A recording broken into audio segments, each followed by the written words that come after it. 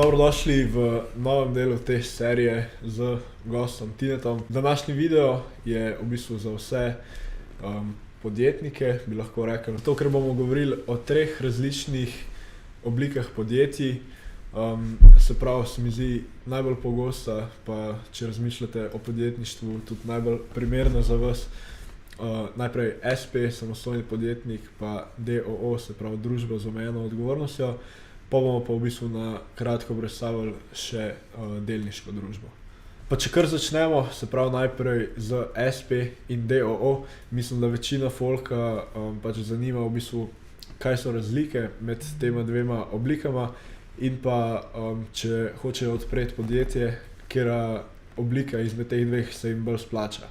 Tako da si bomo zdaj pogledali v bistvu malo te glavne razlike med SP-jem pa DOO-jem, da boste pa v bistvu lahko sami presodili, katera je prava oblika za vas, katera se vam bolj splača. Pa kar začnimo z razlikami med SP-jem pa DOO-jem. Glavna razlika je to, da SP je v bistvu fizična oseba, ki upravlja neko dejavnost, DOO pa je pravna oseba, ki upravlja neko dejavnost. Pri SP-ju ne rabiš nobenega ustanovitvenega kapitala, medtem ko pri DOO-ju rabiš 7500 evrov ustanovitvenega kapitala.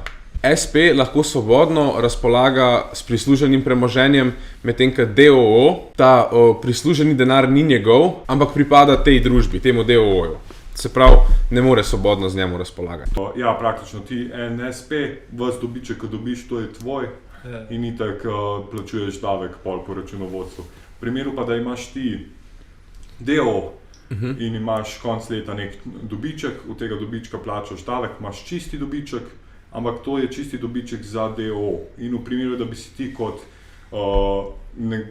lastnik, kot deležnik tega DOO-ja rad hotel ta denar izplačati, si ga moraš izplačati posebej, torej izračunati od podjetja na svoj račun in spet plačati davek. Se pravi, razlika je še med plačami, torej pri SP-ju je v bistvu, če imate vi SP, vaša plača je pač basically dobiček tega SP-ja. Pri DOO-ju, ko vam izplačajo plačo, je pa pač to v bistvu odhodek za DOO. Ja, praktično, kaj si ti povedal je, da jaz sem zaposlen v DOO-ju, rečemo kot direktor, in ko dobim plačo direktorsko, si to knjiži DOO kot odhodek oziroma strošek, in pol je ta moj prihodek obdavčen, da bi prejemal plačo, torej oni izplačujejo bruto in pol so vse te stvari.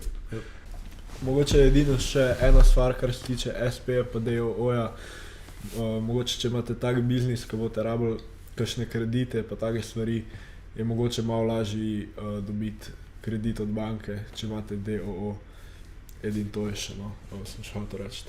Zdaj pa, če gremo mogoče kar naprej na DD, delniško družbo. Ja, praktično delniška družba je, kako ne rečem, najbolj se čujemo z njimi itak, ko kupujemo delnice v njih, oziroma na tem kanalu se najbolj tukaj to govori. Zdaj pa kako ustanoviti v bistvu, kaj sploh delniška družba je. Delniška družba je torej podjetje, ki ima svoj kapital razdeljen na več delov, čemur se reče delnice. Torej, če hočem jaz ustanoviti DD, rabim imeti vstopni kapital, ki je 25 tisoč evrov.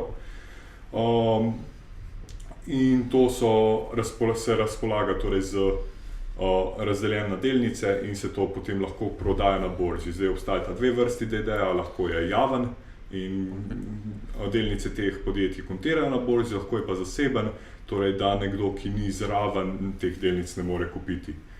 Zdaj, kar se tiče odgovornosti, pri DD-ju je tako kot pri DOO-ju, torej družba sama je odgovorna oziroma razpolaga s kapitalom in ustanovitelji praktično niso odgovorni za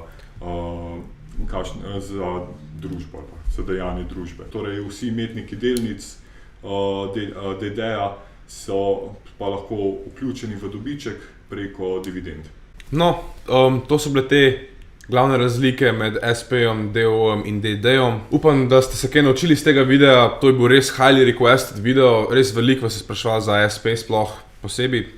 Tako da ja, če smo kaj spustili, ali pa če vas še kaj dodatno zanima, nam lahko napišete, drugače pa ja, se vidimo v naslednjem videu.